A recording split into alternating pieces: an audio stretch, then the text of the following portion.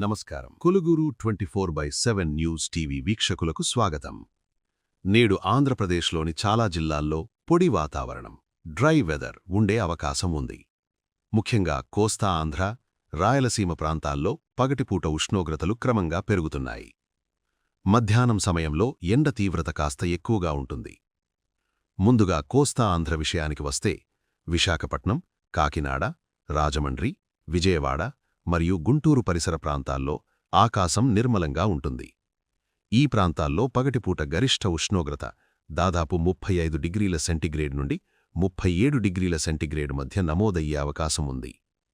సముద్ర తీర ప్రాంతం కావడంతో ఉక్కపోత, హ్యూమిడిటీ కాస్త ఎక్కువగా అనిపించవచ్చు.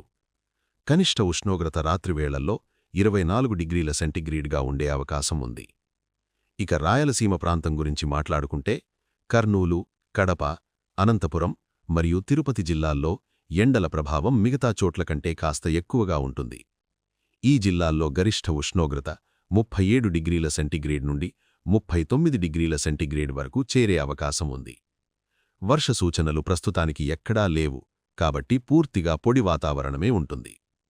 ఉష్ణోగ్రతలు పెరుగుతున్న సమయం కాబట్టి మనమంతా కొన్ని కనీస జాగ్రత్తలు తీసుకోవడం చాలా ముఖ్యం. ముఖ్యంగా రాయలసీమ ప్రాంతవాసులు మధ్యాహ్నం 12 గంటల నుంచి 4 గంటల వరకు బయట పనులు లేకుండా చూసుకోవడం మంచిది.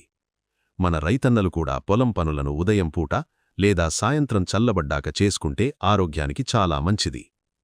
బయటకు వెళ్లేవారు ఖచ్చితంగా నీళ్లు, మజ్జిగ ఎక్కువగా తీసుకుంటూ డీహైడ్రేషన్ బారిన పడకుండా జాగ్రత్త పడాలి. అలాగే కాటన్ దుస్తులు ధరించడం, గొడుగు వాడటం అలవాటు చేసుకోండి.